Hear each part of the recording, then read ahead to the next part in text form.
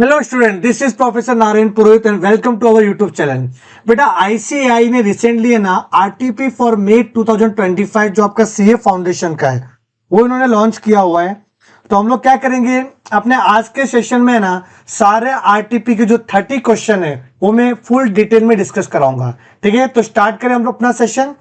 बेटा देखो यहाँ पे है ना आईसीआई ने बहुत ही अच्छे अच्छे क्वेश्चन लिए हुए।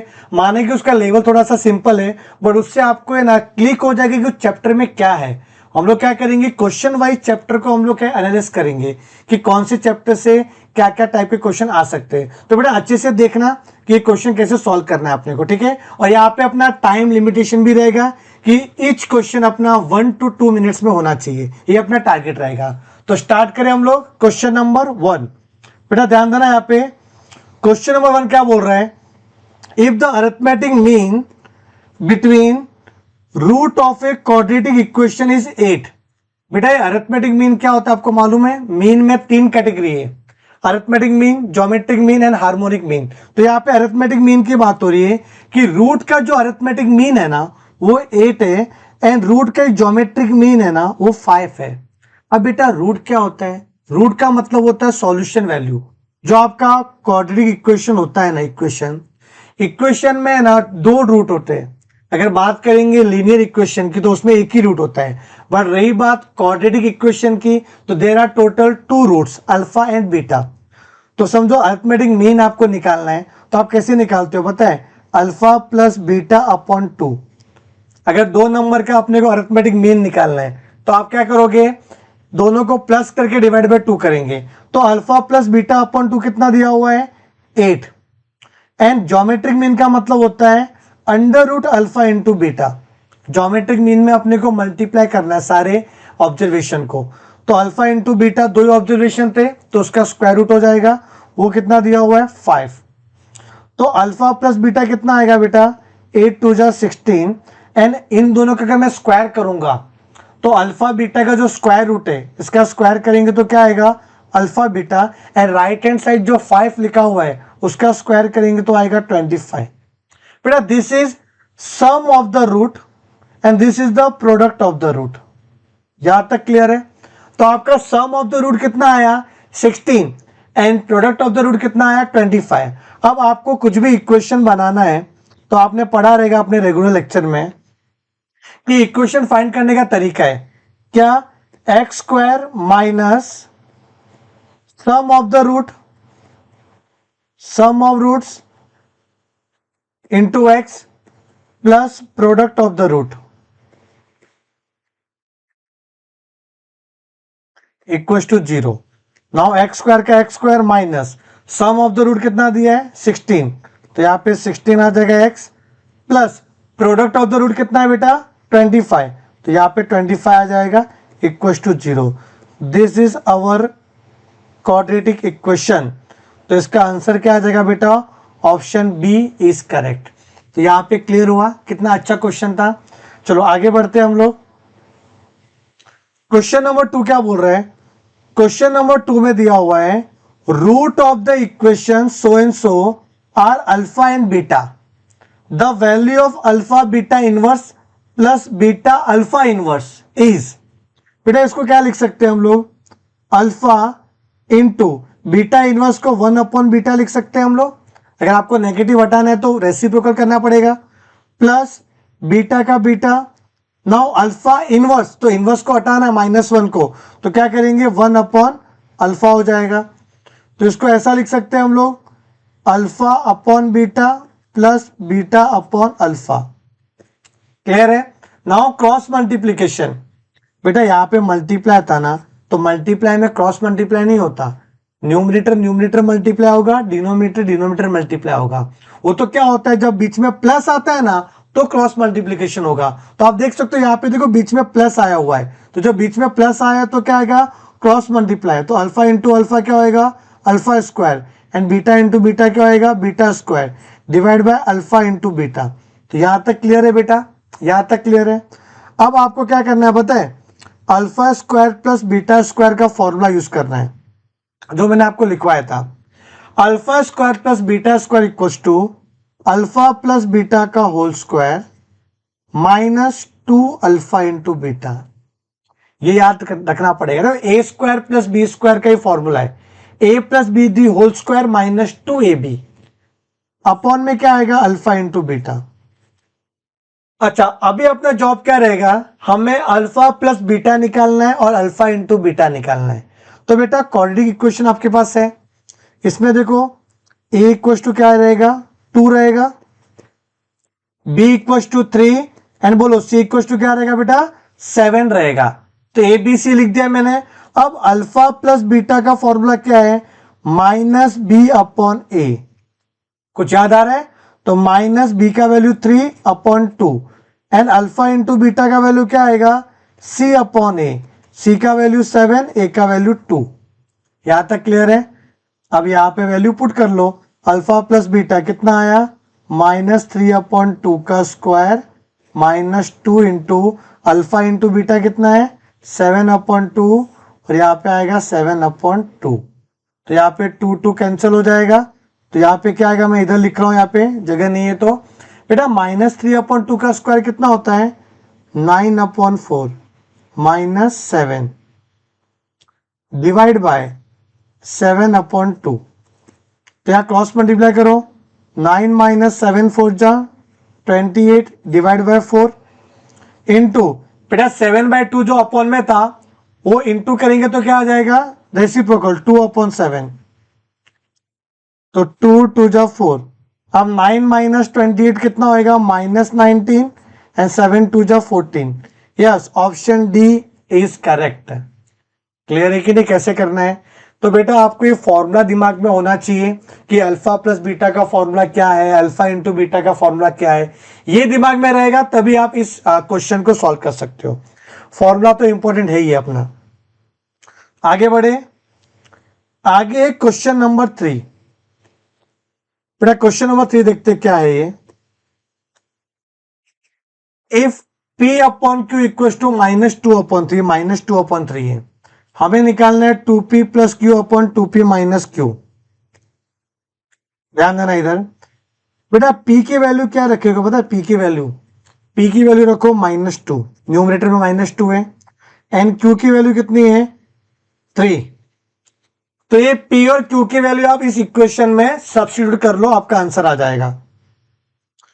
कैसे, 2 का 2 P की जगह पे -2 प्लस 3 Q का वैल्यू 2 P की जगह पे -2 -3। नाउ -4 प्लस 3 अपॉन -4, 2 2 जा -4 -3, तो -1 अपॉन -7, तो ये आ जाएगा बेटा 1/7, 1/7। Option C is correct. समझ में आया, कुछ डाउट आपको? आई थिंक यहां तक आपको समझ में आ गया रहेगा। आगे बढ़े, यस सर आगे बढ़िए। क्वेश्चन नंबर 4 की तरफ बढ़ते हैं हम लोग। बहुत अच्छा क्वेश्चन है ये भी, सिंप्लीफाई करना है इसको, बहुत सिंपल है बेटा। अब देखो यहाँ पे log टू द बेस 10 तो था ही था, एंड 25 का स्क्वायर रूट कितना होता है, 25 का स्क्वायर रूट होता है 5 माइनस log ये 2 का क्यूब कितना होगा 2 इंटू 2 इंटू 2, 2 2 जा 4 2 जा 8, 8 या बेस में 10 आ गया, प्लस log 4 का स्क्वायर कितना होएगा 16, बेस में 10 आ गया, पावर में x है। अब बेटा log का रूल आपको पता होना चाहिए, अगर बीच में माइनस है तो यहां पे आ जाएगा डिवीजन। बेटा 5 और 8 था, बीच में माइनस था, और प्लस बीच में रहेगा तो मल्टीप्लाई हो जाएगा, तो 16 क्या हो जाएगा मल्टीप्लाई, और बेस में तो 10 ही रहेगा, पावर में x। वापस देखो क्या किया मैंने, ये 5 था ठीक है और ये 8 था, और बीच में क्या था माइनस था, माइनस, तो क्या आएगा 5 डिवाइड बाय 8 इंटू 16। क्लियर है कि नहीं? तो बहुत ही सिंपल है, 8 2 जा 16 log 5 2 जा 10 टू द बेस 10 पावर पे x। तो बेटा 10 टू द बेस 10 कितना होता है 1, log 8 to the base a always 1, same रहेगा तो 1 रहेगा, तो ये 1 आ गया और ऊपर x, और 1 raise to any power one ही रहेगा, याद रखना बेटा, 1 एनी पावर, पॉजिटिव नेगेटिव कुछ भी होने दो। अच्छा 1 पे 0 पावर रहेगा तो भी 1 आएगा आंसर, तो इसका आंसर आएगा बेटा 1।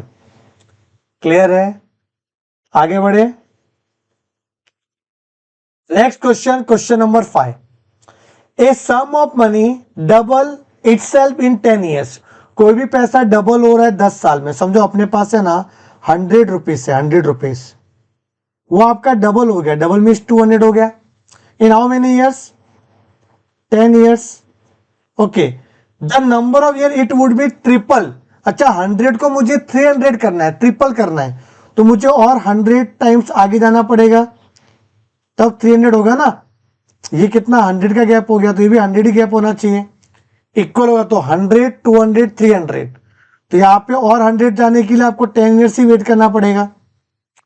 कुछ नहीं बोला तो आप क्या समझोगे? सिंपल इंटरेस्ट समझोगे कि आपको 100 रुपीज बढ़ाने के लिए 10 साल लगा, तो और नेक्स्ट 100 रुपीज बढ़ाने के लिए और 10 साल लगेगा अपने को। ठीक है, तो 10 और 10 कितना हो गया? 20 ईयर्स। तो इसका आंसर क्या आएगा बेटा? 20 ईयर्स। माना कि क्वेश्चन में दिया हुआ नहीं कि सर ये सिंपल है कि कंपाउंड है, तो कुछ नहीं दिया तो आप सिंपल इंटरेस्ट ही अज्यूम करो।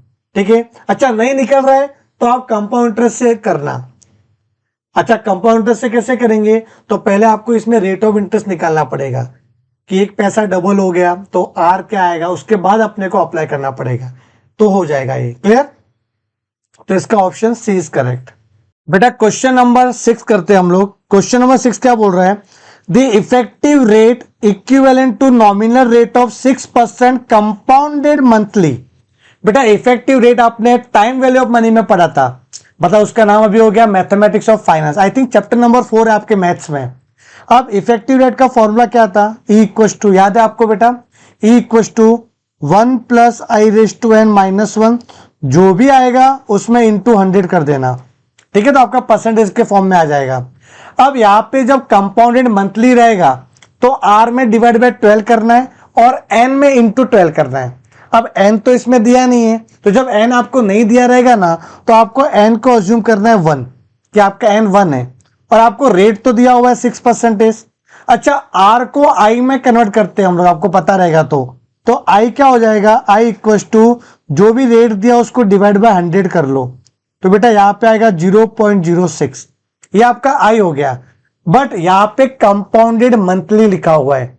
अच्छा मंथली लिखा हुआ है तो I में डिवाइड बाय 12 करेंगे और N में इंटू 12 करेंगे, तो मैं कर देता हूं N में इंटू 12, तो यह आ जाएगा इफेक्टिवली 12, और जो I है उसमें डिवाइड बाय 12 कर दो बेटा, कंपाउंडेड मंथली इसके लिए। तो आपके पास कैलकुलेटर रहेगा, तो यहाँ पे 0.06 डिवाइड बाय रुको किधर गया, 0.06 डिवाइड बाय 12, तो कितना आ रहा है बेटा? आ रहा है 0.005। ठीक है, तो अभी इसमें मैं फॉर्मूला अप्लाई करूं, 1 प्लस आई मीन्स 1.005, 1 प्लस आई करना है ना, तो आई का एडिशन 1 में कर दो, तो 1.005 रेज टू एन, एन कितना 12 माइनस 1, जो भी आएगा इंटू 100। नाउ 1.005 इंटू, अच्छा रेज टू 12 है मतलब आपको इक्वल टू प्रेस करना पड़ेगा 11 टाइम्स, या फिर स्टेप में 13 दिखना चाहिए। आप इक्वल टू दबाते रहो, इंटू किया, इक्वल टू दबाते रहो जब तक कि आपके स्टेप्स में 13 न दिखे। जैसे 13 में दिखा रुक जाओ, तो क्या आ रहा है 1.0616, जो भी आ रहा है उसमें -1 करो, -1 इंटू 100 करो, इट कम्स टू 6.1677%। तो ज्यादा क्लोज कौन है? तो सर ज्यादा क्लोज है ऑप्शन बी, 6.16। ओके क्लियर है? बहुत सिंपल क्वेश्चन था। जैसा मैंने आपको बोला कि टाइम लिमिट भी होना चाहिए, 1 to 2 मिनट के अंदर होना चाहिए सब। Now question number 7, what is the rate of simple interest if a sum of money amounts to rupees 2784 in 4 years and 2688 in 3 years?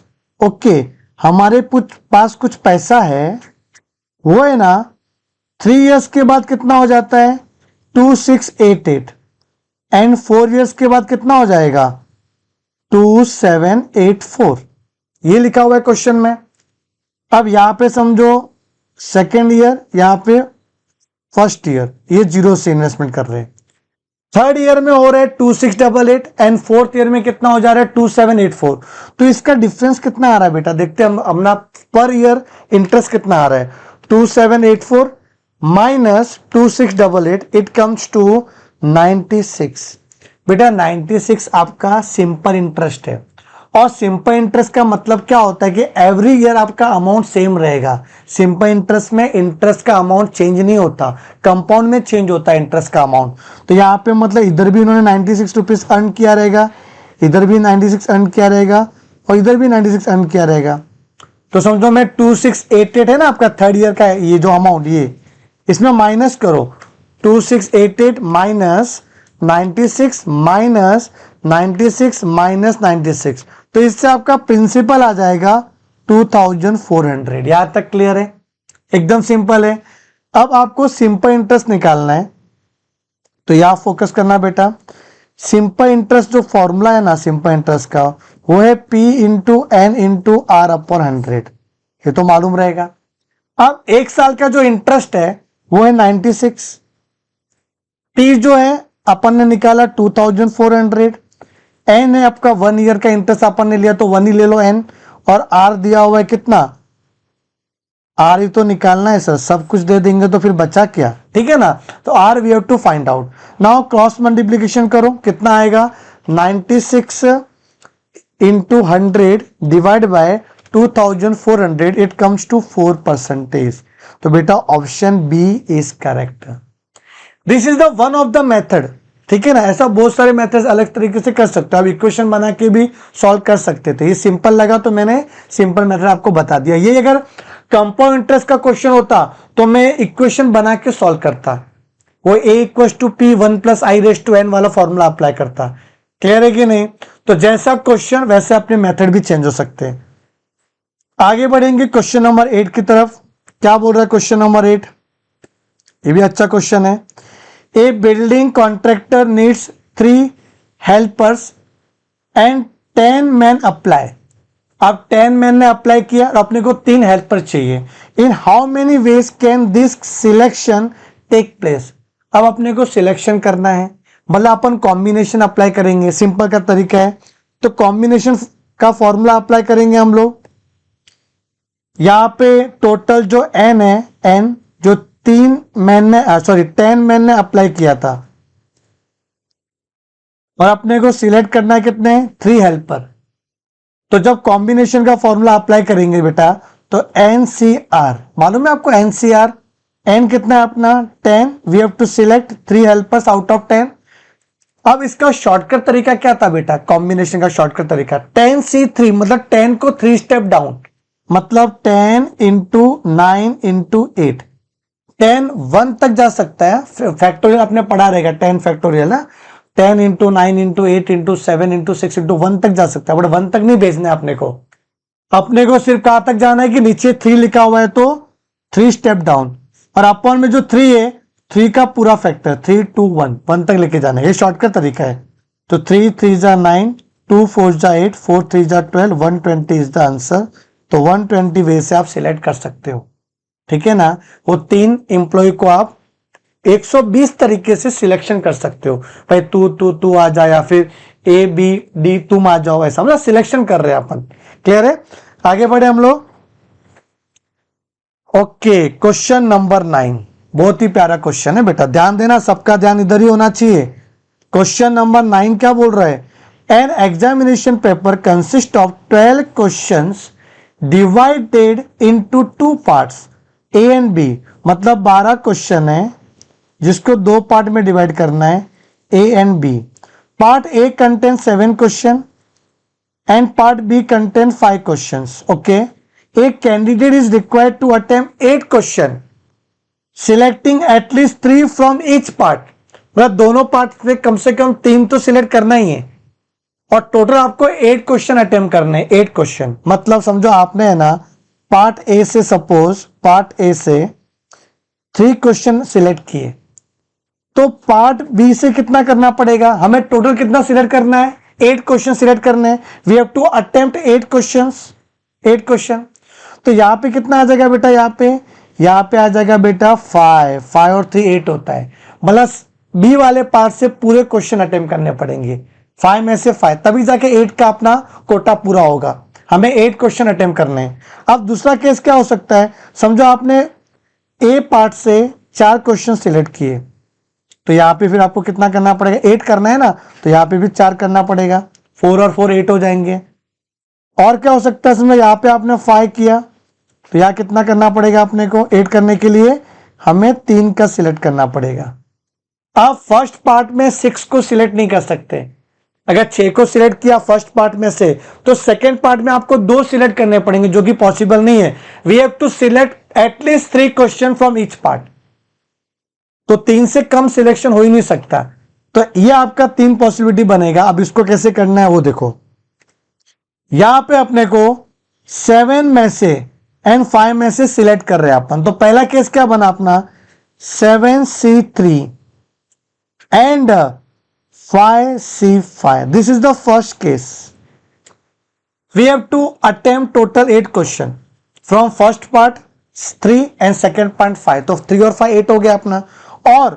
और के लिए बीच में प्लस आता है बेटा, प्लस आता है। दूसरा केस क्या हो जाएगा बेटा, दूसरा केस कि 7 में से 4 ले लो एंड 5 में से 4 को उठा लो। उसके बाद लास्टली 7 में से 5 ले लो और बोलो 5 में से 3 को लेना है।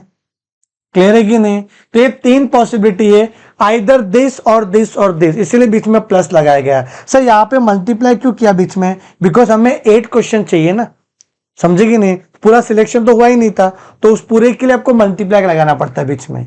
ये रूल अपने को याद रखना। ये theorem of multiplication and theorem of addition जो अपने रेगुलर बैचेस में मैंने बहुत डिटेल में कराया हुआ है। अच्छा याद ध्यान दो, अब इसको शॉर्ट का तरीका क्या है, 7 को 3 कदम पीछे, मतलब 7 इंटू 6 इंटू 5, बेटा 7 इंटू 6 इंटू 5 किया, डिवाइड बाय नीचे 3 है ना, तो 3 को पूरा पीछे, 3 इंटू 2 इंटू 1 कितना होता है 6, तो डिवाइड बाय 6 करेंगे तो आ जाएगा बेटा 35। क्लियर? एंड 5C5 कितना होता है, 1 होता है। इसको मुझे एक्सप्लेन करने की जरूरत नहीं है, this is the one of the property of combination. NC क्या होता है, 1 होता है। वो पास्कल ट्रायंगल से मैंने आपको बताया था बेटा। 7C4 को आप 7C3 भी लिख सकते हो, ये भी रूल है। NCR is equal to NCN-R, तो बेटा ये 7C3 और 7C4 का आंसर सेम ही आएगा 35। एंड 5C4 को 5C1 भी लिख सकते हैं, और NC1N होता है, तो ये बेटा 5 आ जाएगा। ऐसे शॉर्टकट मारने का।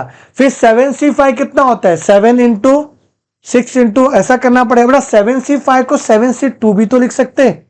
ये जो 7C5 है इसको अपन 7C2 भी तो लिख सकते हैं। NCR equal to NCN-R।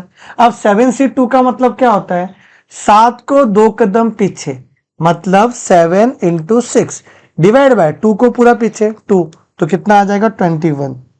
And 5C3, 5 को 3 कदम पीछू, 5 इंटू 4 इंटू 3 डिवाइड बाय 6 हो जाएगा बेटा, 3 को पूरा पीछे लिया तो 10, तो ये क्या आएगा 35 1 जा 35 एंड 35 5 जा कितना होता है बेटा 175 एंड 21 10 जा 210, कितना आ रहा है टोटल, ये 210 कर दो प्लस 35 कर दो बेटा 420 आ रहा है। क्या आंसर आया 420। Okay, option D is correct. I think आपको कॉन्सेप्ट क्लियर हो गया रहेगा, बाकी तो क्लरिकल वर्क है तो आप कर सकते हो। अब क्वेश्चन नंबर 10 क्या बोल रहे हैं, 10th आपको ये बता रहा है कि ये आपको ना सेट रिलेशन फंक्शन वाले क्वेश्चन दिख रहे हैं अपने को।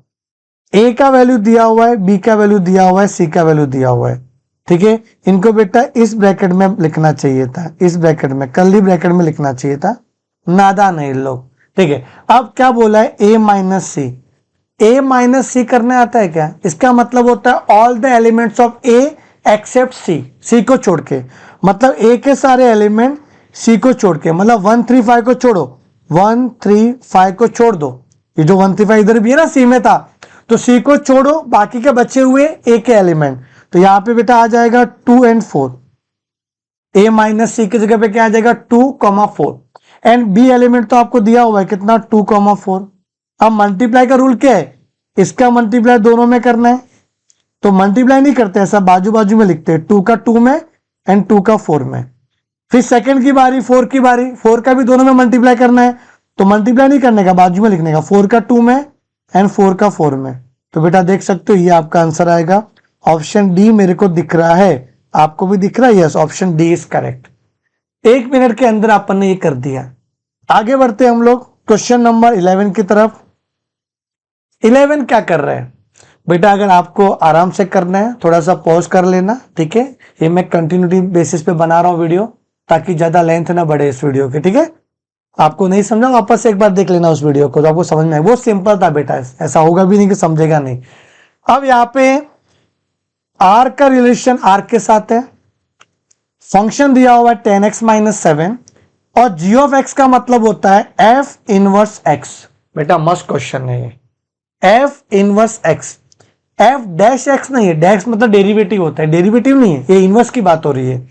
अब इनवर्स का रूल ऐसा होता है, अगर आपको किसी का भी इनवर्स निकालना है तो इनवर्स निकालने के लिए आप पहले उस फंक्शन को है ना, फंक्शन को let y equal to assume करो 10x - 7।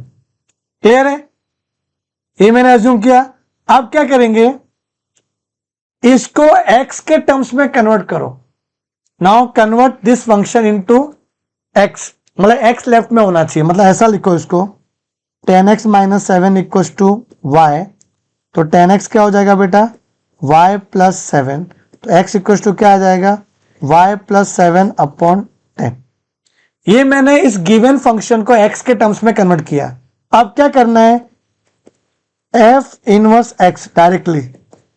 अब y के जगह पे replace y by x, y के जगह पे x लिखना है, तो हम क्या करेंगे बेटा, y के जगह पे x लिख देंगे। खत्म, कहानी खत्म। इतना सिंपल इनवर्स होता है। गिवन फंक्शन को पहले y इक्वल टू समथिंग लिखो, फिर इसको x के टर्म्स में कन्वर्ट करो, फिर राइट हैंड साइड में, लेफ्ट में नहीं, राइट हैंड साइड में y के जगह पे x को रिप्लेस कर दो। लॉजिक बेटा रेगुलर लेक्चर में सारा मैंने बताया था, क्यों करते हैं ऐसा। x plus 7 upon 10, option C is correct. आगे बढ़े। फिर भी कुछ डाउट रहेगा बेटा, ये टेलीग्राम चैनल है अपना, इस पे जाके आप ज्वाइन हो सकते हो। कुछ भी क्वेरी रहेगी मैथ स्टेट से, आप फोटो खींच के अपलोड करो, मैं उसका वीडियो बना के आपको ग्रुप में भेज दूंगा, या उसका सॉल्यूशन लिख के भेज दूंगा, आपको समझ में आ जाएगा अच्छे से। क्लियर है कि नहीं? चलो आगे बढ़े। क्वेश्चन नंबर 12, ये लिमिट का क्वेश्चन है, बट कितने स्मार्ट है इन लोग। लिमिट का क्वेश्चन तो है, बट अंदर जो डेटा दिख रहा है ना, देखो 1/3 प्लस 1/3 का स्क्वायर प्लस 1/3 का cube, there is a common ratio in between. तो ये आपका ज्योमेट्रिक प्रोग्रेशन वाला सीरीज दिख रहा है, geometric progression. And geometric progression में क्या होता है, ए इक्वल टू क्या आता है, ए इक्वल टू बेटा होता है पहला टर्म क्या है 1/3। क्लियर है? एंड कॉमन रेशियो क्या हो जाएगा, सेकेंड टर्म जो है ना उसको डिवाइड कर लो फर्स्ट टर्म से, तो 1/9 इंटू 3/1 हो जाएगा। जब डिवाइड को इंटू करेंगे तो ऊपर नीचे हो जाएगा रेसिप्रोकल। 3 3 जा 9, यह आ गया बेटा 1/3। तो आर भी 1/3 आ रहा है, विच इज लेस देन 1। अब आपको पता रहेगा सम टू इंफिनिटी का फॉर्मूला पता है, a/1 माइनस आर। यहाँ पे इनफाइनाइट लिखा हुआ है, n टेंस टू इनफाइनाइट, भले यहाँ पे 3:n है, बट n का वैल्यू तो इनफाइनाइट तक जाना है अपने को। क्लियर है? वही पुट करना है। तो यहाँ पे a का वैल्यू कितना है 1/3, 1 माइनस आर का वैल्यू भी 1/3 है। अब 1/3 डिवाइड बाय, नीचे क्रॉस मल्टीप्लाई करो, 3 1 जा 3 माइनस 1 2/3, फिर अपन 1/3 इंटू करेंगे तो आगे का टर्म रेसिप्रोकल हो जाएगा, तो यहाँ पे 3/2 आ जाएगा। क्लियर है कि नहीं? तो 3 3 कैंसिल, तो बेटा 1/2 आ रहा है। ये देखो ना, खोदा पहाड़ निकली चुईया, वो भी मरी हुई। क्लियर है कि नहीं? सिंपल था सर, आपको तो सब सिंपल ही लगेगा ना। ऐसा नहीं है बेटा, अगर आपने रेगुलर लेक्चर अच्छे से देखे रहेंगे ना तो पूरा उसी का बेस है। हाँ, एग्जाम में क्लिक होना चाहिए ना कि भाई हाँ किस तरीके से सॉल्व करना है, शुरुआत मिलनी चाहिए और कुछ भी नहीं है। नाउ क्वेश्चन नंबर 13 भी लिमिट का क्वेश्चन है। The function this is undefined at x equal to 3। Because अगर नीचे अगर x का वैल्यू 3 पुट करेंगे तो नीचे 0 हो जाएगा, तो ये तो अनडिफाइंड हो जाएगा, डिफाइन ही नहीं कर सकते। अगर नीचे 0 आ रहा है तो वो अनडिफाइंड होता है। तो अगर x का वैल्यू 3 पुट करेंगे यहाँ पे और ऊपर नीचे तो 0/0 आ रहा है। अच्छा, अब क्या आएगा, what value must be assign to f of 3 if f of x is continuous at x equals to 3। अगर इसको कंटिन्यूअस बनाना है तो वैल्यू क्या होना चाहिए, f of 3 का वैल्यू क्या होना चाहिए। मैंने अपने को मोटा मोटी ऐसा बोला हुआ है कि f of 3 की वैल्यू क्या होगी, x की जगह पे 3 पुट करना है अपने को। अगर ये कंटिन्यूअस है एट x इक्वल्स टू 3 तो जब कंटिन्यूअस है तो आप ऐसा लिखते हो लिमिट x टेंड्स टू 3 और क्या फंक्शन दिया हुआ x² माइनस 9/x माइनस 3। बेटा आज मैं इसको है ना दो तरीके से सॉल्व करके बताता हूं आपको, आप भी खुश हो जाओगे। क्या सॉल्व किया सर आपने? इसको सिंपल तरीका तो ये है, आपको एक लिमिट का फॉर्मूला बताया रहेगा, limit x tends to a वाला फॉर्मूला देखो, limit x tends to a x raise to n minus a raise to n upon x minus a equals to n into a पे n minus 1। ये आपने 11th में भी पढ़ा रहेगा, ये आपका लिमिट का फॉर्मूला है। अब ये वाला जो क्वेश्चन है ना वो इसी तरीके से दिखता है, देखो x का स्क्वायर माइनस 9 को 3 का स्क्वायर लिख सकते हैं अपॉन x माइनस 3 कर सकते हैं, पक्का कि नहीं? मैं मेथड बता रहा हूं कौन कौन से मेथड से इसको सॉल्व किया जा सकता है बेटा, आपका लिमिट का रिवीजन हो जाएगा इसी चक्कर में। अब यहाँ पे है ना इसको इससे लिंक कर सकते हैं, ऐसे ही दिख रहा है अपने को। तो फॉर्मूला क्या था, n पहले आ जाएगा, n मतलब 2 पहले आ गया और a का वैल्यू इधर 3 है, 3 आ जाएगा, एंड 2 माइनस 1 तो क्या आएगा बेटा, ये 2 इंटू 3 आ गया 6। ये एक तरीका था, ये एक तरीका था। शायद दूसरा तरीका क्या है, दूसरा ये है limit x tends to 3 x² minus जो 3 स्क्वायर है, इसको आप ऐसा भी लिख सकते हो ना, a minus B A plus B, a² minus B square का फॉर्मूला था क्या, a minus B A plus B, and upon में तो x माइनस 3 है तो ये कैंसिल हो गया। बाय टेकिंग लिमिट x की जगह पे 3 पुट कर लो। सर ये सेकंड मेथड तो बहुत इजी है सर। बेटा वो तभी इजी है तभी आपका स्क्वायर था, अगर यार 2 की जगह पे 5 पावर होता तो x रेज़ टू 5 पावर होता तो आपको यही करना पड़ता था। अच्छा मैं एक और शॉर्टकट बताता हूं आपको, मस्त शॉर्टकट वाला मेथड है, इसको डेरिवेटिव से सॉल्व कर सकते हैं हम लोग। कैसे, मैं आपको बता रहा हूं। जब भी आप डायरेक्टली वैल्यू पुट करते हो x की वैल्यू 3 डायरेक्टली और 0/0 आता है, ऊपर भी 0 आ रहा है नीचे भी 0 आ रहा है, तो उस केस में अपना डेरिवेटिव अप्लाई होता है। क्या करो पता है, आप लिमिट x टेंड्स टू 0, आप न्यूमरेटर का भी निकालो डेरिवेटिव, मतलब x² माइनस 9 का क्या आएगा डेरिवेटिव, सर x² का डेरिवेटिव आएगा 2x और 9 का तो 0 होता है तो 2x आ गया बेटा डेरिवेटिव, एंड अपॉन में जो था x माइनस 3 उसका भी निकालो डेरिवेटिव। अब x माइनस 3 का आएगा डेरिवेटिव, x का 1 और 3 का 0 तो 1 आ जाएगा, तो ये आ गया। अब वैल्यू पुट कर लो अपन, अब वैल्यू पुट कर लो बेटा, x टेंड्स टू 3 था ना, x टेंड्स टू यहाँ पे 3 था, सॉरी x टेंड्स टू 3 था, तो 3 पुट करो x की जगह पे, आ गया ना 6। समझे कि नहीं? ये तभी अप्लाई कर सकते हैं जब 0/0 वाला केस रहेगा। तो चलो थोड़ा मूड बन गया तो मैंने तीनों मेथड आपको बता दिए। आई होप कि आपको अच्छा लगा रहेगा, प्लीज कमेंट करना, थोड़ा हमें भी मोटिवेशनल मिलता है कि अलग अलग तरीके सर फॉलो करने चाहिए। अब यहाँ पे 14 वाला क्वेश्चन क्या बोल रहा है, x equals to 2t plus 5 ये t² माइनस 2 dy/dx बोला है, इसका डेरिवेटिव निकालो with respect to t। Right hand side में जो भी वेरिएबल होता है ना उसके रिस्पेक्ट में हम लोग निकालते हैं डेरिवेटिव। तो राइट साइड में t वाला वेरिएबल था तो t के रिस्पेक्ट में अपने को निकालना है डेरिवेटिव। तो लेफ्ट हैंड साइड में x था ना तो उसका आएगा dx अपॉन dt, क्या आएगा dx upon dt, and right side में जो t है उसका आएगा डेरिवेटिव, तो 2 का 2 आएगा और t का डेरिवेटिव 1 आएगा और 5 का तो 0 हो जाएगा, तो ये 2 बन जाएगा। अब इसकी बात करते हैं, इसकी बात करते हैं, तो y तो dy/dt with respect to t है, राइट साइड में क्या है, राइट साइड में आपका t² माइनस 2 है, तो आप क्या करोगे इधर t का स्क्वायर क्या आ जाएगा 2t डेरिवेटिव एंड माइनस 0, तो ये क्या हो जाएगा 2t। अब क्या करना है अपने को, dy/dx चाहिए ना, आप काम करो दोनों में dt से डिवाइड कर लो, dy के अपॉन भी dt और dx के अपॉन भी dt, तो dy बाई डी टी का वैल्यू कितना दिया है 2t, देख सकते हो अभी निकाला अपन ने। और dx अपॉन dt का वैल्यू कितना है 2t। समझा? ये तो आपको आता ही रहेगा, कोई टेंशन की बात नहीं है।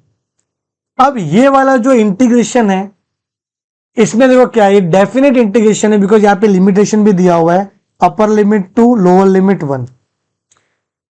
जब भी इंटीग्रेशन आएगा ना पहले ऑप्शन देख लो, ऑप्शन में लॉग लॉग लिखा हुआ है, इसका मतलब कहीं ना कहीं तो अपन ने पढ़ा था ऐसा इंटीग्रेशन जिसका आंसर लॉग में आता था। वो ये था कि सपोज अपने पास है ना नीचे जो फंक्शन है उसका ऊपर डेरिवेटिव है, जो नीचे फंक्शन है उसका डेरिवेटिव ऊपर है और ऐसा लिखा हुआ है, तो उसका आंसर आता है log of that function plus C. ये आपने लिखा रहेगा फॉर्मूला। अब यहां पे ऐसे ही कुछ हो रहा है, नीचे नजर घुमाओ 1 प्लस एक्स स्क्वायर, इसका डेरिवेटिव होता है 2x। अरे डेरिवेटिव तो स्ट्रांग होना चाहिए आपका बेटा का, इंटीग्रेशन करना है तो, नहीं तो भूल जाओ फिर इंटीग्रेशन। डेरिवेटिव एकदम स्ट्रांग होना चाहिए, मतलब स्ट्रांग बोले तो फॉर्मूला आपके दिमाग में होना चाहिए। एक्स स्क्वायर का डेरिवेटिव 2x आ रहा है, तो आ रहा है ना, 1 का तो 0 होता है। तो इस केस में अपना आंसर क्या हो जाएगा पता है, इधर आपका आंसर बैठेगा log of 1 plus x square, यही आएगा। और यहाँ पे अपर लिमिट दिया हुआ था 2, लोअर लिमिट 1, तो हम क्या करेंगे, एक बार 2 पुट करेंगे x की जगह पे, एक बार 1 पुट करेंगे। तो अगर मैं x की जगह पे 2 पुट करता हूं तो 2 का स्क्वायर 4, 4 प्लस 1 5, लॉग 5 माइनस एक बार 1 पुट करेंगे, अच्छा बीच में माइनस ही आता है, मालूम रहेगा आपको। तो 1 पुट करेंगे यहाँ पे, तो x का स्क्वायर 1 का स्क्वायर 1, 1 प्लस 1 2 हो जाएगा, तो लॉग 2 हो जाएगा।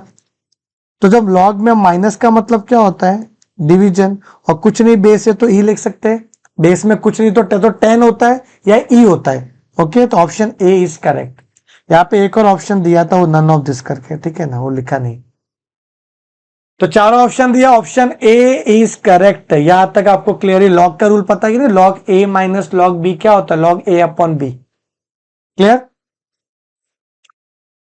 क्वेश्चन नंबर 16, लो आपका फेवरेट आ गया, क्या, कोडिंग डिकोडिंग। अब यहाँ पे क्लॉक को कोड दिया है 75276, यहां लिख देता हूं मैं, एग्जाम में बेटा ऐसे ही करना 75276। एंड जो अर्थ है, अर्थ उसका कोडिंग है 83491। तो हमें COAT का कोड चाहिए बेटा। सी का कोडिंग दिया है 7, तो यहां पर भी 7 है, तो सी का 7 है, दो जगह सी आए उन दोनों का 7 है, मतलब वही कोडिंग है, सी की जगह पे 7 रखना है। अब 0 ओ का कोड क्या है 2 है, तो यहाँ पे 2 आ जाएगा। फिर ए का कोड कितना दिया 3, यहाँ पे 3, और टी का कोड कितना दिया 9, तो यहाँ पे 9, 7239। समझा? बहुत सिंपल है, बट मेरा ये ओपिनियन ये रहेगा, एलआर को सबसे लास्ट में अटेम्प्ट करना प्लीज। हो सके सबसे पहले आप स्टैटिस्टिक्स अटेम्प्ट करो, कि उसमें पूरे थ्योरी ज्यादा होते तो फटाफट आप क्लिक करके आ जाओगे, अच्छे से जाएगा वो, अपना थोड़ा कॉन्फिडेंट बढ़ेगा। समझो स्टैट्स के 40 क्वेश्चन है और 40 में से समझो आपका 25-30 हो गया फटाफट, तो अच्छा है ना एकदम। उसके बाद मैथ्स के क्वेश्चन अटेम्प्ट करो, उसके बाद में एलआर लो। एलआर कभी कभी अपने को टाइम कंज्यूम ज्यादा हो जाता है एलआर में, ठीक है ना, बी केयरफुल। 2 7 16 29, यहाँ पे एक मिसिंग है, यहाँ पे एक मिसिंग है, तो इसको पहले तो मैं ऐसा लिखूंगा 2 7 16 29 मिसिंग 67 92। अब मैं दिमाग कैसे लगाऊंगा देखना, 2 7 16 ज्यादा फर्क नहीं है, समझो 270 ऐसा ज्यादा होता तो समझो मल्टीपल में जा रहे हैं, ऐसा हो सकता था, तो ज्यादा डिफरेंस नहीं है, कम कम का ही है। तो काम करते यहाँ पे हम लोग डिफरेंस निकालते कितना होता है, तो 2 से 7 जाने में अपने को 5 का डिफरेंस है। इसमें कितना डिफरेंस है बेटा, तो 16 माइनस 7 कर दो तो आएगा 9 का डिफरेंस। यहाँ पे 29 माइनस 16 करेंगे तो 13 का डिफरेंस है। तो यहाँ पे कितना डिफरेंस है, 92 माइनस 67, 25 का डिफरेंस है। अच्छा अभी 9 से 5 से 9 तो कितना 4, ये कितना है बेटा, ये भी 4 है, मतलब 4 4 का गैप हो रहा है, अभी 4 4 का गैप हो रहा है, तो यहां पर भी तो 4 ही होना चाहिए फिर। तो 13 + 4 कितना होता है? 13 + 4 होता है बेटा 17, तो यहाँ पे 17 आना चाहिए, 17 आना चाहिए इधर। यहाँ पे करो, यहाँ पे ये मिडल में ना, मिडल में, तो यहाँ पे बेटा क्या आना चाहिए? यहाँ से 17 4। तो अभी यहाँ पे मैं करूंगा तो 17 + 29 कितना होना चाहिए? 46। चेक भी कर सकते हो आप, देखो यहाँ पे वापस से मैं अगर करके देखूंगा तो ये कितना आना चाहिए? 17 + 4 21, तो यहाँ भी 4 आ रहा है ना, 4 का गैप। तो यहाँ भी आप देख सकते हो कि 21 46 + 21 कितना होता है? 67। तो ये सिंपल तरीका, जब भी अटकोगे तो ऐसे ही करो आप, पिरामिड बनाते जाओ, ऐसा पिरामिड बनाते जाओ, माइनस माइनस, एक नीचे तो कांस्टेंट आएगा ही आपका, फिर ऊपर ऊपर जाओ तो आ जाएगा आपका आंसर। क्लियर है? मैं आपको तरीका ही बताऊंगा सॉल्व कैसे करना है बेटा, सिर्फ अपना टारगेट क्वेश्चन और उसका सॉल्यूशन नहीं है, तरीका भी जानने की कैसे सॉल्व करेंगे। नाउ क्वेश्चन नंबर 18, वापस से LR आ गया, इसको आपने लिखा है, ये पढ़ नहीं सकता मैं, NF और जो भी है, तो हम इसको कैसे लिखेंगे? तो बेटा देखो M से क्या हो गया? N हो गया, MN आगे जा रहे हैं, E से E के बाद क्या आता है? EFN LMNOTU, मतलब एक कदम आगे जा रहे हैं, एक पैटर्न बन गया ना। अब यहाँ पे M है तो M के बाद क्या आता है? LMN, Y के बाद Z आता है, आ गया ना, इधर ही चलो, काम हो गया, बाकी सब ऑप्शन ही नहीं है। तो एक कदम आपको आगे बढ़ना है और कुछ नहीं, मतलब ये जो लिखा है ना, इसको ऐसा लिखा है, एक कोड वर्ड हो गया ये। तो इस दोनों में पैटर्न क्या बन रहा है, वो पैटर्न आपको दिमाग में लेना है, फिर आगे बढ़ना है। Next question number 19, see here, Anil started walking 5 kilometre towards north. भाई ये अनिल है सपोज, अब ये अनिल जा रहा है भाई कितना? 5 किलोमीटर नॉर्थ की तरफ जा रहा है। ओके भाई जाओ तुम, फिर लेफ्ट मार दो, तो अनिल ने भाई ने लेफ्ट मारा एंड 3 किलोमीटर चला वो। अगेन ही टर्न लेफ्ट, तो लेफ्ट का लेफ्ट मतलब डाउन होता है, लेफ्ट मार के लेफ्ट मतलब डाउन, राइट राइट भी क्या होता है? डाउन, याद रखना, लेफ्ट प्लस लेफ्ट क्या होता है? डाउन होता है। तो यहाँ पे अनिल जा रहा है, फिर डाउन जा रहा है और 5 किलोमीटर चला वो भाई, ठीक है। Then the total number of kilometre ही कितना? ये तो पिरामिड जरूरत ही नहीं थी बनाने की, 5 3 और 5 कितना होता है? 13। क्या तो क्वेश्चन पूछते हैं, ठीक है ना, सिंपल था ये। Question number 20, Raju started walking 10 kilometre towards east from his home. समझो ये इसका घर है, ये ईस्ट में गया, ईस्ट में गया बेटा 10 किलोमीटर, ये ईस्ट होता है ना, ईस्ट और west, north and south. He turn right and walk 5 kilometer. अब राइट लेना मतलब ईस्ट में के राइट लिया मतलब डाउन ना, राइट मतलब क्या हो गया? डाउन हो गया। और कितना चला? 5 kilometers to the south to reach the school, ये स्कूल में पहुंचा। In which direction is his, अच्छा ये बहुत अच्छा क्वेश्चन है, ध्यान दो बेटा यहाँ पे। In which direction is his school from his home, मतलब उसके घर से स्कूल का डायरेक्शन क्या है? बेटा घर का डायरेक्शन नहीं पूछा, क्या बोला है? In which direction is his school from his home. तो घर से झाको कि स्कूल का डायरेक्शन क्या है, स्कूल से झांकना नहीं है, घर का डायरेक्शन क्या है, समझे कि नहीं? तो यहां से मैंने झांका तो ये मेरा क्या है? ये मेरा ईस्ट और साउथ है, तो ये मेरा साउथ ईस्ट है, समझे कि नहीं? तो ये यहाँ पे गूगली मार सकते हैं लोग, तो यहाँ पे क्या आएगा? South east direction. क्लियर? एक नंबर। ओके चलो आगे बढ़ते हैं। Question number 21, L is wife of N. Okay, ओहो हो, एल वाइफ है, लुगाई है, किसकी? एन की। तो बेटा जो भी मेल रहेंगे उसको ना प्लस साइन दे दो, पॉजिटिव थिंकिंग, मतलब जो मेल है ना, मेल जानने के लिए मेल फीमेल क्या है, इसमें वो कंफ्यूजन होता है मेल फीमेल, तो जो मेल रहेंगे उसको प्लस साइन देना ऊपर, तो प्लस और एल, ये हस्बैंड वाइफ है, ठीक है। L is the wife of N, P is the son of N, मतलब दोनों का सन होगा ना, जो उसका दोनों का सन है, तो पी भी क्या है? पॉजिटिव है। सन है, डॉटर नहीं है। K is the brother of N. अब के ना एन का ब्रदर है, यहाँ पे बाजू में लिख देता हूं मैं के एन का भाई है। तो भाई के लिए दिल मत बनाओ, ऐसे ही रखो। जीवन साथी के लिए दिल बना दो, ठीक है, उनको ऐसा बॉक्स बना दो। तो के और एन का ही बॉन्डिंग है, ब्रदर है। एंड फादर ऑफ ओ, तो के ना ए ओ का फादर है। अब ओ पता नहीं कौन है, डॉटर भी हो सकती है और सन भी हो सकता है। तो K is the father of O and brother of N. What is the relation of P and O. P और ओ का रिलेशन क्या है बेटा, ये तो कजिन हो गए ना, कजिन हो गया आपस में, बस सिंपल ऐसे ही अपने को सॉल्व करना है। तो ये कौन है, कजिन है। ऐसा कर मतलब ऐसा लिख के डायग्राम बना के करोगे ना, इजी गिरेगा अपने को, और कुछ भी नहीं है, तो जल्दी से सॉल्व हो जाएगा। बेटा क्वेश्चन नंबर 22, ये चैप्टर है आपका सैंपलिंग करके, स्टेट्स में पहला चैप्टर ही है। तो सैंपलिंग में से बनाया हुआ है कि स्टैंडर्ड जो एरर है वो square root of the sample size होता है। अब इसके लिए तो अपना नोट्स भी है यहाँ पे, मैंने ना सारे चैप्टर के मेरे हैंड रिटन नोट्स बनाए हुए, ठीक है ना, सैंपलिंग वगैरह सबके नोट्स बनाए हुए। देखो स्टैंडर्ड एरर का ये फॉर्मूला भी दिया हुआ है।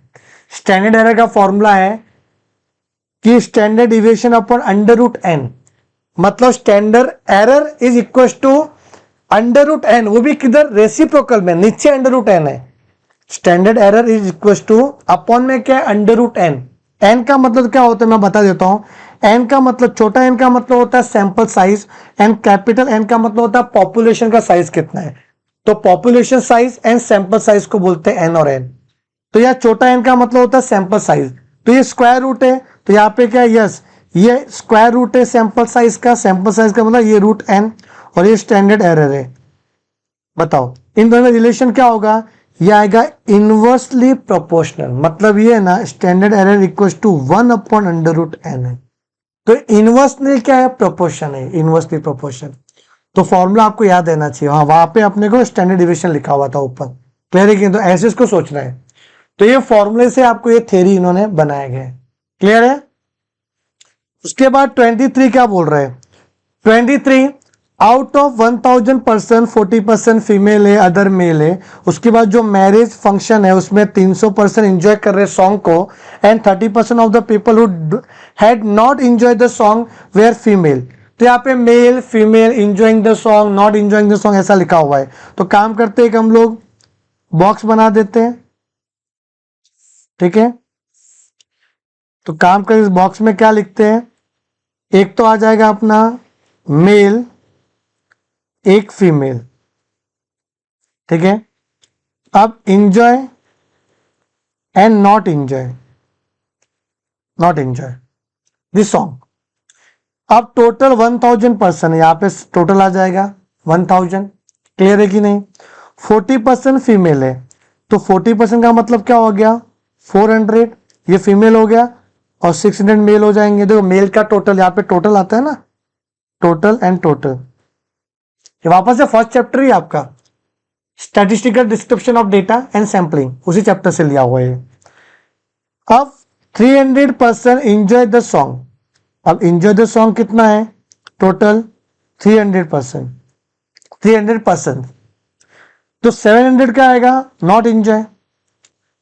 30% of the people who had not enjoy. अब नॉट एंजॉय तो ये है 700 लोग, इसमें जो 30% है वो फीमेल है। तो 700 का 30% करो इंटू 30%, वो फीमेल है, तो 210 क्या फीमेल है, क्लियर है कि नहीं। अब हमें क्या चाहिए, what is the number of male, male चाहिए, ये male who did not enjoy, ये वाला।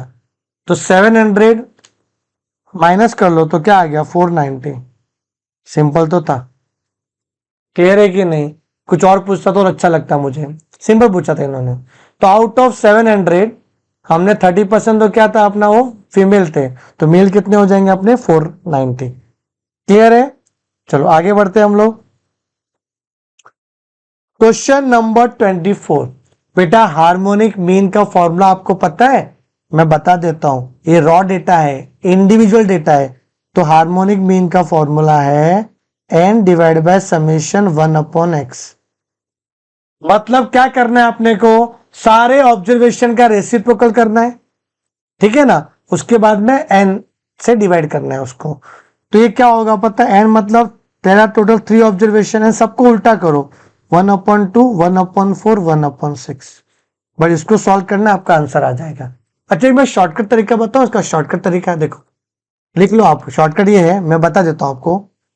2 फर्स्ट ऑब्जर्वेशन 2 है, तो 2 divide by equal to 4 divide by equal to 6 divide by equal to, फिर आएगा जीटी ग्रैंड टोटल, फिर divide by equal to into 3 equal to. ये स्टेप फॉलो करना है। देखो करते हैं, आप भी करो, साथ में करते हैं हम लोग। 2 divide by equal to 4 divide by equal to 6 divide by equal to. तो यहां पे अगर मैं जीटी दबाऊंगा ग्रैंड टोटल, तो नीचे का टोटल हो जाएगा आपका। अब उसको ऊपर लेके आना है तो डिवाइड बाई इक्वल टू करेंगे, फिर ऊपर 3 बैठा हुआ है, 3 ऑब्जर्वेशन है, तो इंटू 3 कर देंगे, तो आएगा 3.27 3.27 ऐसा आ रहा है। अप्रोक्सीमेट क्या हो जाएगा बेटा, ये 3.3 हो जाएगा। Option A is correct. समझे? चलो आगे। ये क्वेश्चन जिसने बनाया ना उसको सैल्यूट है सिंपल, बट एग्जाम के प्रेशर में ये क्लिक होना जरूरी है।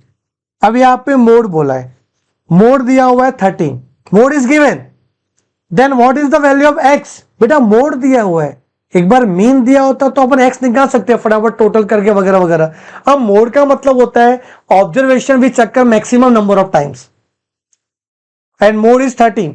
अब 13 देखो यहां पे एक बार आया है, 2 बार आया है, अब यहां पे 3 बार आया 13। 8 कितनी बार आया, 8 1 2 3, ये भी 3 बार आया। अब बेटा यहां पे और कुछ आएगा 3 बार, नहीं, 8 भी 3 बार आया है और 13 भी 3 बार आया। इसका मतलब 13 और भी होगा, तभी तो मोड 13 है। Mode occurs maximum number of times ना, तो 13 should occur maximum number of times. So that our conclusion is that जो 2x plus 3 है ना, it comes to 13, so that our 13 becomes 4 times. तो 2x plus 3 है ना, 2x plus 3 वो 13 ही होना चाहिए। बस यही में क्लिक होना चाहिए एग्जाम में आपको जब आएगा ऐसा। तो 2x equal to 13 minus 3, 2x equal to कितना 10, x इक्वल टू 5। बोलो बेटा कितना सिंपल था ये। इसीलिए मैं क्या बोलता हूं पता है, आप है ना अपना स्टडी मटेरियल अच्छे से करो और बेस स्ट्रांग रखो ना बेटा, सिर्फ सम को रट्टा मार के मत जाओ, किधर भी कोई भी कॉन्सेप्ट काम आ जाता है अपने को। और ऐसा घुमा के कुछ क्वेश्चन देंगे तो वहां पे टाइम तो खोटी होने ही वाला है आपका। क्लियर? Yes sir. अभी क्वेश्चन नंबर 26, 25 हुआ ना अभी, okay. Question number 26, best measures of centre tendency क्या होता है। अगर किसी ने बोला कि सर मीन मीडियन मोड में बेस्ट कौन है, तो मीन ही होगा।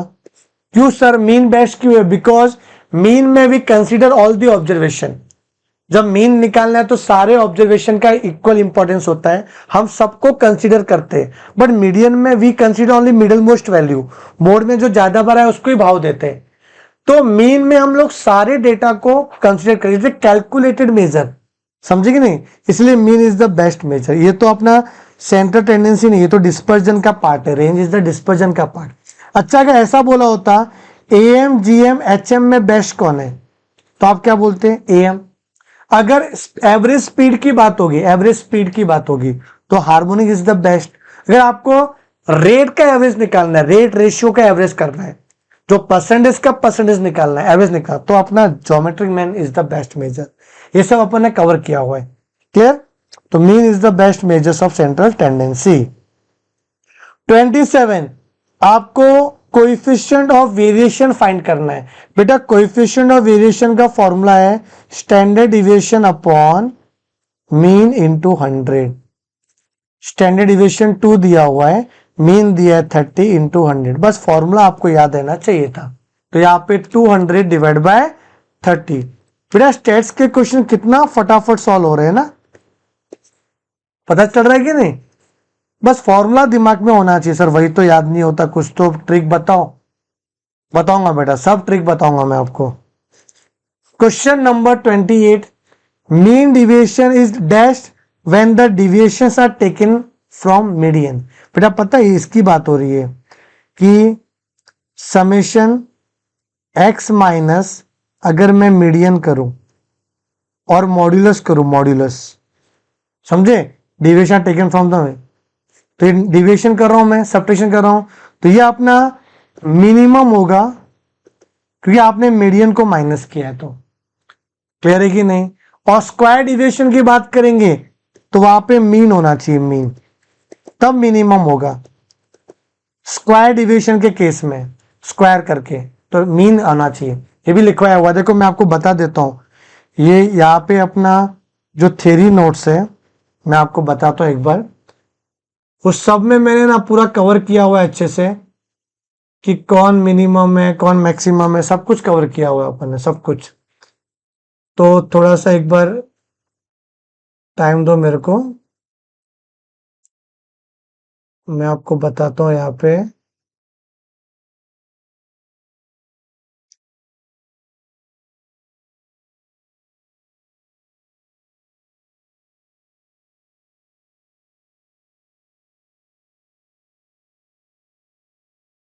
ये मेजर्स ऑफ सेंट्रल टेंडेंसी का पार्ट है, ठीक है। मैंने कॉन्सेप्ट नोट्स बनाया हुआ है मेजर्स ऑफ सेंट्रल टेंडेंसी का, ये आई थिंक आपको दिख गया रहेगा, ठीक है। मेजर्स ऑफ सेंट्रल टेंडेंसी दिखा, ये इसमें मैंने पूरा नोट्स कवर किया हुआ है। ये देखो बेटा, ये देखो कितना अच्छा नोट्स बनाया हुआ है। क्या लिखा है, sum of absolute deviation is minimum when deviation are taken from median. तो जब आप मीडियन से डिविएशन करोगे तो मिनिमम होगा, और स्क्वायर डिविएशन की बात होगी तो मीन से माइनस करना पड़ेगा, तो आपका मिनिमम वैल्यू आएगा। क्लियर है। चलो आगे बढ़ते हैं। तो यहां पे क्या आंसर आना चाहिए, मिनिमम। 29।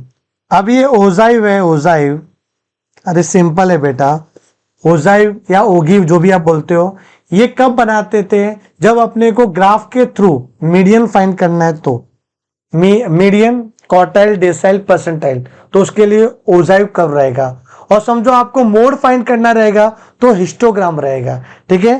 क्वेश्चन नंबर 30 देखना, population comprises 7 members, the number of all possible sample size of 3 sample size चाहिए, that can be drawn from it with replacement. तो देखो बेटा विथ रिप्लेसमेंट का, ये देखो ये भी नोट से, विथ रिप्लेसमेंट का फॉर्मूला है capital N raise to small N, मतलब population size raise to sample size, और विदाउट रिप्लेसमेंट रहेगा तो NCN। क्लियर है। तो यहां पे क्या आएगा बेटा, n raise to n, population कितना 7 है, सैंपल उठा है 3, तो बेटा 7 का क्यूब आई थिंक 216 आएगा, नहीं 343, 7 into equal to 343। Option B is correct. I hope कि आपको समझ में आ गया रहेगा। ये आपका MTP सीरीज था। और भी कुछ भी क्वेरी रहेगा तो अपना टेलीग्राम चैनल है, ये है, इसमें आप जुड़ सकते हो। ये मेरा व्हाट्सअप नंबर है, इसमें अपन व्हाट्सअप करके आप डाउट अपने क्लियर करवा सकते हो। तो बेटा मिलते हैं अपने अगले सेशन के लिए, तब तक के लिए bye bye, take care and thank you so much.